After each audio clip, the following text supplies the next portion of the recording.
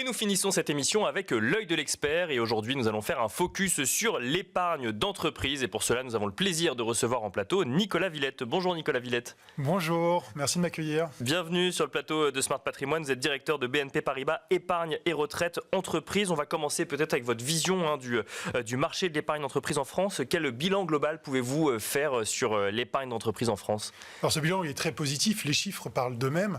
Si on prend les chiffres de l'AFG, les encours en épargne d'entreprise ont augmenté de plus de 10% entre juin 2023 et juin 2024 pour s'établir à environ 198 milliards d'euros. D'accord. Et si on focus sur l'épargne retraite collective, c'est une dynamique encore plus forte, 16% de croissance, 32 milliards d'encours et plus de 4,2 millions de salariés couverts. Donc c'est un vrai succès qui s'explique par de nombreux facteurs. Le premier, c'est la prise de conscience très forte des épargnants que des limites du système de retraite par répartition. D'accord. Et donc du fait qu'il faut prévoir une baisse de revenus futurs à la retraite. Merci la réforme des retraites, si je comprends bien. Merci à la réforme des retraites qui a augmenté cette prise de conscience, en effet, en incitant les actifs à préparer leur retraite.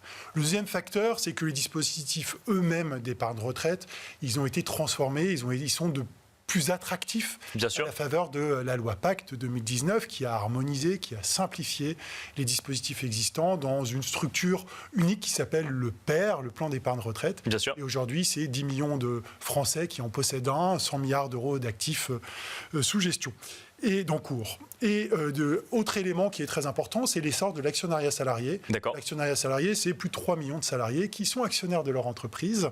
Et c'est un outil formidable pour donner un sentiment d'appartenance, de fidéliser, motiver, aligner les intérêts entre les salariés et l'entreprise dans un cadre favorisant un rapport plus équilibré de partage de la croissance et de la valeur créée. Et si on en croit les décisions politiques sur le sujet, ça ne devrait pas s'arrêter là avec la loi partage de la valeur. J'imagine qu'on va s'attendre à un bilan intéressant aussi en fin 2025. Alors c'est ça, et la loi de partage de la valeur, elle incite, elle impose aux petites entreprises de mettre en place un plan, les petites entreprises employant entre 11 et 49 salariés, de mettre en place un dispositif de partage de la valeur sous certaines conditions. Donc c'est évidemment une incitation importante à élargir la couverture de l'épargne retraite en France. Quel levier, Nicolas Villette, pour sensibiliser davantage les entreprises et les salariés à l'épargne d'entreprise ? Alors on l'a vu, ces dispositifs sont en plein essor. Il reste cependant du chemin à parcourir pour mieux les faire connaître et pour les rendre plus accessibles. Une majorité de salariés aujourd'hui se disent pas suffisamment informés des dispositifs mis en place par leur entreprise. Et donc les entreprises, elles doivent redoubler d'efforts. Et c'est pour ça que chez BNP Paribas Épargne Retraite et Entreprises, nous accompagnons nos clients entreprises à travers des supports pédagogiques clairs, des vidéos explicatives, des réunions d'information, mais aussi des outils interactifs, intuitifs, avec notamment des parcours digitaux. Il y a un gros enjeu pédagogique. Il y a un très gros enjeu pédagogique. C'est une attente des salariés, des entreprises qu'il faut savoir accompagner. La deuxième chose que je voulais dire, c'est que l'épargne salariale ou l'épargne retraite collective ne doivent pas être de simples options en entreprise, mais ça doit être de véritables piliers de la politique RH des entreprises, intégrés pleinement au package de rémunération et dont on présente les avantages aux nouveaux entrants dans l'entreprise. Bien sûr. En insistant sur leur impact en termes sur le pouvoir d'achat et sur la retraite. Et d'ailleurs, 30% des sociétés qui ont mis en place ces plans n'ont mis en place que la première partie du plan, c'est-à-dire un plan d'épargne entreprise, l'épargne moyen terme, Bien sûr. sans aller jusqu'au bout avec la deuxième étape qui est le plan d'épargne retraite.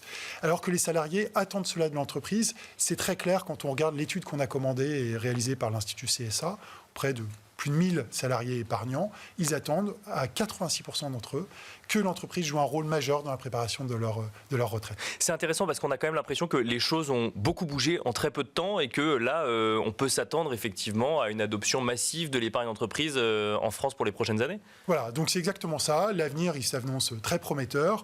D'une part, il y a cette obligation réglementaire qui va élargir la couverture. Il y a encore de nombreuses petites entreprises qui n'ont pas mis en place ces plans et la réglementation va les conduire à le faire.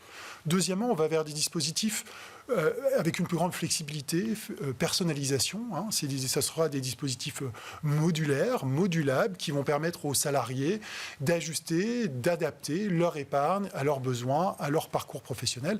Ça, c'est très clair. L'actionnariat salarié va continuer à se développer. Dans un monde professionnel plus concurrentiel, c'est un outil d'attractivité important. Et ce n'est plus l'apanage uniquement des grands groupes. Les moyennes entreprises, les ETI les développent aussi, les mettent en place pour associer leurs salariés à la création de valeur. Et enfin, je pense qu'il y a un rôle très important qui va continuer à être joué par l'épargne responsable. On n'en a pas parlé, mais l'épargne entreprise permet d'investir dans des fonds dits responsables et solidaires pour concilier un impact positif et la préparation de la retraite. Et quand on regarde les études, ils montrent très clairement que pour plus de 80%, je crois que c'est 81% des épargnants salariés, pensent que l'épargne d'entreprise peut avoir un rôle important sur les enjeux sociaux, environnementaux, et ils veulent investir via leur épargne d'entreprise dans ces fonds.